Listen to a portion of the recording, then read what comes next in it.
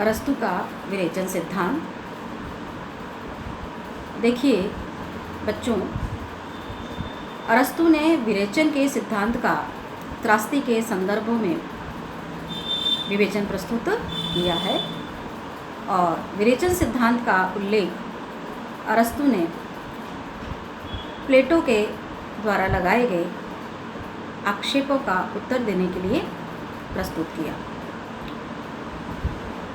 प्लेटो ने अपनी पुस्तक में काव्य पर आक्षेप करते हुए कहा था, देखिए, काव्य मानव वासनाओं का दमन करने के स्थान पर उनका पोषण और सिंचन करता है। ये बात प्लेटो ने अपने ग्रंथ रिपब्लिक में कही। अरस्तु ने इसका उत्तर देते हुए अपने सिद्धांत को प्रस्तुत किया और अरस्तु का मत इससे भिन्न है। वे यह तो मानते हैं कि काव्य मानवीय वासनाओं का दमन नहीं करता, पर वे यह स्वीकार नहीं करते कि वह अनैतिक भावनाओं को उभारता है। त्रासदी का विवेचन करते हुए पोएटिक्स में वे लिखते हैं, ट्रेजेडी मतलब त्रासदी एक ऐसे कार्य का अनुकरण है जो गंभीर है, स्वतः पूर्ण है और जिसका एक निश्चित आयाम है। यह अनुकरण एक ऐसी भाषा में होता है जो कलात्मक अलंकारों से हर प्रकार से सुसज्जित रहती है।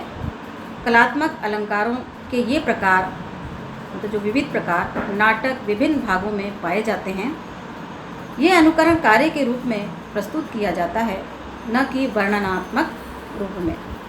यह अनुकरण करुण और भय के संचार से मनोभावों को उत्तेजित कर उनका उचित विरेचन या समार्जन करता है। यह उन्होंने लिखा। इस प्रकार उन्होंने विरेचन कैथार्सिस का प्रयोग त्रासदी के कार्य को स्पष्ट करने के संबंध में किया है। अपने राजनीति नामक ग्रंथ में वह संगीत के प्रभाव का वर्णन करते हुए विरेचन का अर्थ स्पष्ट करते हुए इस बात को इस प्रकार से कहते हैं,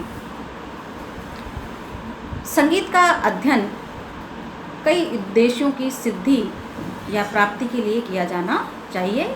और उन्होंने 3 प्रकार के जो है उद्देश्य इसमें बताए। पहला शिक्षा के लिए, दूसरा विरेचन या शुद्धि के लिए, तीसरा संगीत से बौद्धिक आनंद की उपलब्धि भी होती है इसके लिए। उनकी मान्यता यह है कि करुणा, त्रास और आवेश कुछ व्यक्तियों में प्रबल पाए होते हैं, किंतु हम देखते हैं कि जब धार्मिक रागों के प्रभाव से वे शांत भी हो जाते हैं, मानो उन आवेगों का शमन या विरेचन हो गया हो, मतलब उनको दूर कर दिया गया हो।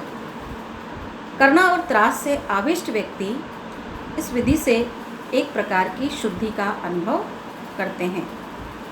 उनकी आत्मा विशद, निर्मल और प्रसन्न हो जाती है। मतलब विरेचन के बाद में जब उनके मन के जो भाव वो उद्बुद्ध होकर के शांत हो जाते हैं, तो वो एक प्रकार की आत्मिक शांति का अनुभव करते हैं और उनकी आत्मा प्रसन्न हो जाती है। अरस्तु यहाँ विरेचन का अर्थ शुद्धि से लेते हैं। इस प्रकार अरस्तु करुणा एवं त्रास मतलब पिटी एंड फियर संबंधी मनोभावों के विरेचन की बात कहते हैं, क्योंकि वे इन्हें ही त्रासद मनोभाव मतलब ट्रेजिक इमोशन मानते हैं तथा दोनों को एक दूसरे का अन्योन्याश्रित भी मानते हैं। मतलब दोनों एक दूसरे पर आश्रित हैं। वे यह भी मानते हैं कि मानव मन में करुणा का उद्रेक अपात्र नायक के पतन के कारण और भय का उद्रेक अपने आत्मीय स्वयं आदि की दुर्घटना के कारण होता है। उद्रेक का यह मतलब है प्रचुरता या अधिकता का भाव। जब वो उद्रेक होता है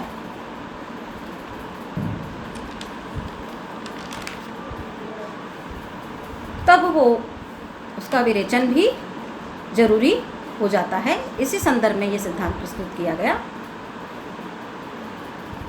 विरेचन का शाब्दिक अर्थ अगर देखा जाए तो ग्रीक चिकित्सा में ये शब्द प्रयुक्त किया गया है।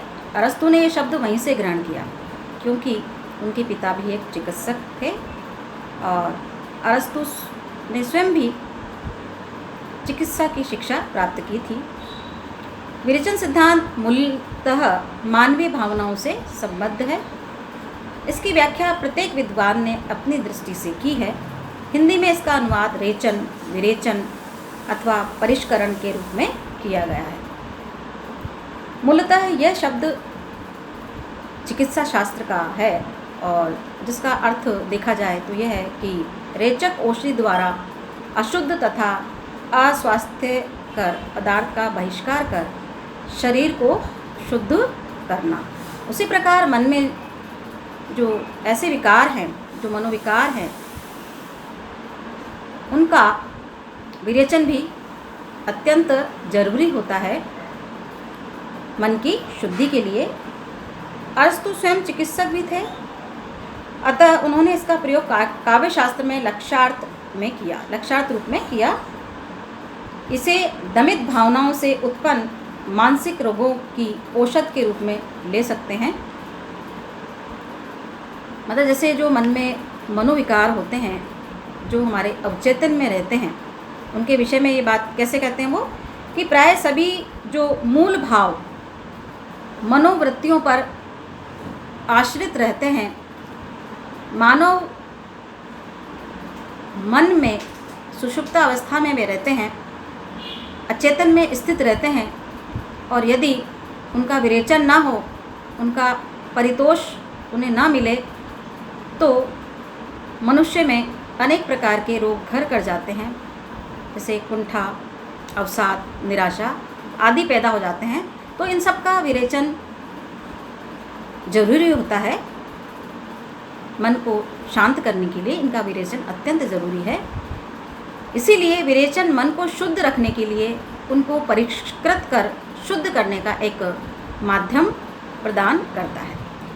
जिस प्रकार से कि रोग के निवारण के लिए उस रोग को अगर होम्योपैथिक में देखा जाए तो वही उसी प्रकार का दवाई उसको दी जाती है, फिर उद्रेक के माध्यम से उसका इलाज किया जाता है और उस रोग को दूर किया जाता है। उसी प्रकार से कोई नाटक वगैरह जैसे हम देखते हैं तो वो जो भाव है, करुणा है, त्रासदी है या त्रास जो है, वो उसका उद्रेक होता है। मतलब पहले वो पैदा हो जाते हैं, फिर जैसे ही वो उनका एक तरह से साधारणीकरण होता है तो वह भाव एक प्रकार से उसका विरेचन भी, उसका शमन भी हो जाता है। यही अरस्तु का विरेचन सिद्धांत है कि मन में जो भी भाव हैं, जो मनोविकार हैं, उनका विरेचन या उनकी शुद्धि अत्यंत आवश्यक है। और कई बार ये जो प्रबल जो आवेग मनुष्य के भीतर होते हैं, उनका शमन या विरेचन होना अत्यंत आवश्यक होता है। इस प्रकार से अनेक विद्वानों ने विरेचन की अपने अपने अनुसार व्याख्या भी की है। तो ये तो सामान्य भावभूमि है, एक भूमिका है अरस्तु के विरेचन सिद्धांत को समझने के लिए जो मैंने आज आपके सामने प्रस्तुत की है। कल हम इसके जो विभिन्न अर्थ प्रदान किए गए हैं विरेचन सिद्धांत के संदर्भ में विद्वानों, विचारकों, दार्शनिकों द्वारा, उसके विषय में जानकारी प्राप्त